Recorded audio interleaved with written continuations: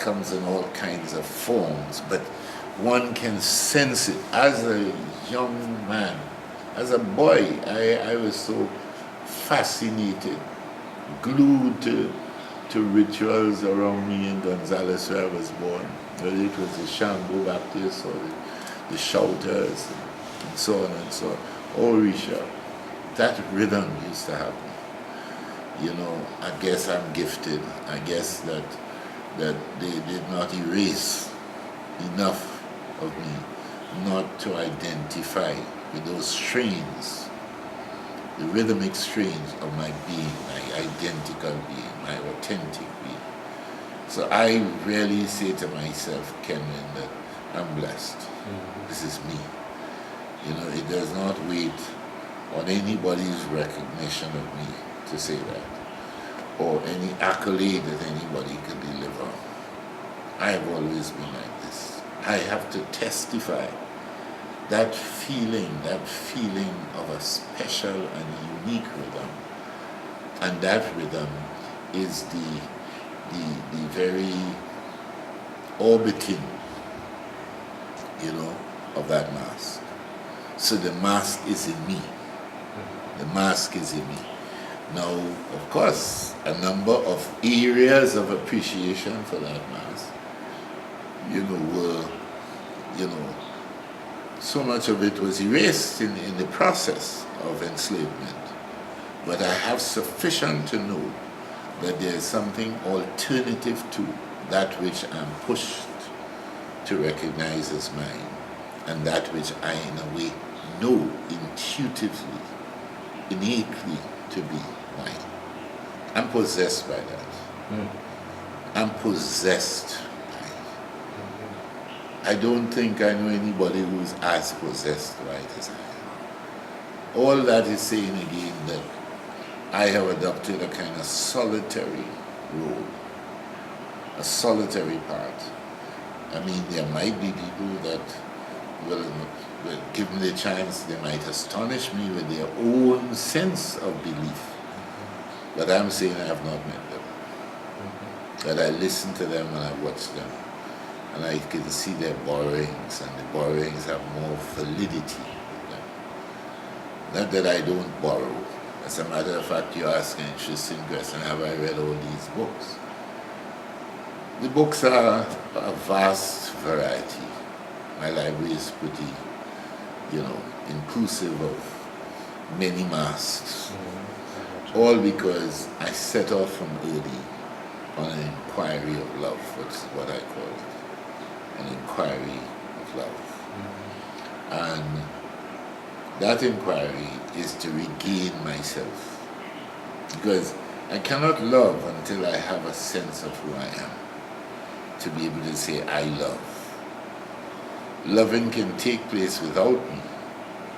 In that way, I'm just a leaf adrift in the wind or in some current. But I'm talking about being able to man my direction, man my rhythm, understand my rhythm, be the rhythm itself. You know. So from very early, I would say my early 20s, I've engaged myself in a search for that pulse. So by 30, I was talking about eating up all influences, eating up the things that would naturally influence me as a human being because I'm in the world. You know, they influence me. But I will regurgitate those influences. I will eat them up and vomit them and eat that vomit over and over, seeking the essence of that thing that I'm eating, knowing that that thing that I will find is me. If I just took it like that, I'd just be another imitation. But the search has been to locate that pulse that is me. You know, I may claim some success at it if I am to compare it with attitudes towards me. The public, how the public receives me as an artist or as a thinker.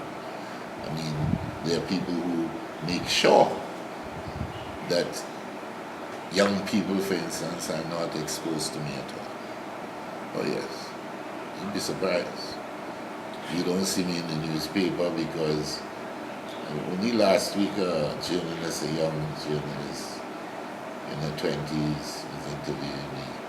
And she said she had difficulty to convince her editor that she should interview me. And I'm supposed to be the master artist. Why was that a problem? The editor responded, he again, that showing the shitty place that we're in. It also should tell you how people shit me up all the time. But now, before I would take it on, I don't take that on anymore. As a matter of fact, I rally in it. I prevail in it. Because it has made me very popular. Popular as a form, as a voice. But it's an interesting paradox. By coming unpopular to them, I'm popular. So I'm popular because I'm unpopular. You see? But that is the way that I have found me as I try to refound or found my mass. You understand? So found it. You know? Yeah. I remember in the 70s when I showed fragments of a spiritual and so on, a Chinese man, an artist, critic, he damned me to hell. I mean, his review called, Yes. You read that? I didn't read it, but... You know about it? Yeah. Okay, good. And it had a very, I would say, a healthy, fiery exchange between us. I wrote 2 articles, and he wrote about 2 or 3. But he called me, his summation was I was evil. All because of the so-called garish images in my work, the voodoo images in my work. Not knowing that I delighted in the fact that you saw that, because I was looking for my own obia at the time. At that time I was not saying that I was an obia man, that came later. But in my journey, I would realize why our obia was destroyed. What was our obia? Our mask. And our masking. You see where I'm taking it? Our mask and our masking. Masking as the implementing of self, the manifestations of self. Masking is a stage of manifestations. You know, how we see ourselves, what we communicate with, how we view our source, you know, our origins, where we are and where we're going. Masking is a very serious matter. We have been persuaded otherwise with the foolishness of masquerade. And we need to look at masquerade as utter trickery, because it had the inner ploys of the slave master. Let the Negroes or the Negroes have fun. But I remember, I was born in 1938, which makes me 73. I remembered when playing masked was a serious thing. People revisited their magic, their obia, their dreams. I come from Gonzales, behind the bridge, and there was teeming with obia. And as a child, I marveled at the journeying, the traveling into the spirit of that atmosphere. All now, so people would be making masks of the things they dreamt. Their aspirations were not only to look like their masters, right? But to go far back. They used to go into mourning, the mourning grounds. They would visit the cemeteries. They would go to the labas and look for bones and also and create quiet rituals, personal rituals. People went to the mourning ground. They had dreams as to what they should play. You know, sometimes they were instructed by those dreams that they cannot play mass this year. And if they did, something would befall them. There are so many testimonies of that somebody break a leg or somebody had an accident because they played a mass. When around the time I was born, people had that kind of involvement in the spiritual region of the mass. So they obeyed. They didn't just have designers, and they didn't send to Korea to get a mask. A mask coming from Korea is a Korean mask, it's not yours, and therefore you shouldn't wear it. What we wear today has nothing to do with us. You know, one needs to go back to the 30s, the 40s, and those masks came from behind the bridge or in the countrysides, where the Indians also, East Indians also had their mass playing. Don't forget they bought theirs with them. So they played certain things. Their dramas reenacted their existence in space and time. We had to virtually create it because they'd remove all our implements and utensils and tracks and so on, all our notations. We had to dream it again. So as I'm speaking to you, I remember those seasons up in the hills there of Gonzales. You know, Gonzales was a powerful place. The energy level of Gonzales. People say that they were afraid of Gonzales, not because of what they have there now, they have guns and so on. You know, but that's because they lose their mask.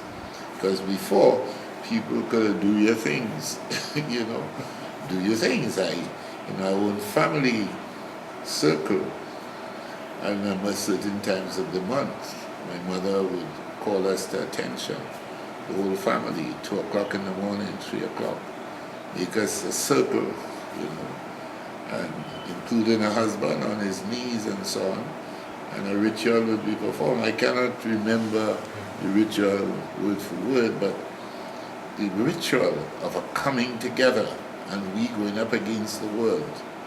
And that for us was family. And my mother was the one who spearheaded that. She was the guide of that. And sometimes we against it, like we reluctant, but it was a maternal role, like a matriarch, to hold that fort. So when she was finished with prayers and so on, and no doubt coming from the Bible and so on, because she did not speak Orisha, anything like that. But she could bring down the heavens, you know, God could come down right there among us. And when she was finished, she would anoint us with asafoetida oil and nutmeg and other things, you know, rub off the soles of our feet, sometimes make a cross, and whatever else she would, and some diagram on our feet. And that was to make us safe as we went in the yard. Because I come from a time when people used to set traps for you. You step on a stone, you could get a sore foot, or something could happen to you. Again, masking, you see?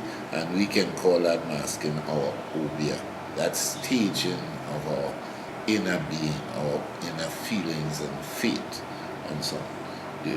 Are you with me? Yes. So imagine that, you know, I'm born in that, you know, and as far out as I go from Gonzales into Laventille, John, Nova, and so on, I see it there. I don't know it any other place. Now, I have encountered other people coming from other places, as far as Maruga and so on. We discovered that they had some strong centers of African people. But Belmont, which is on the fringe of a Gonzales, Laventille, and so on, had it. You know, they still have some yards and so on, historically, shrines that are still there, the Igbo and so on and so on.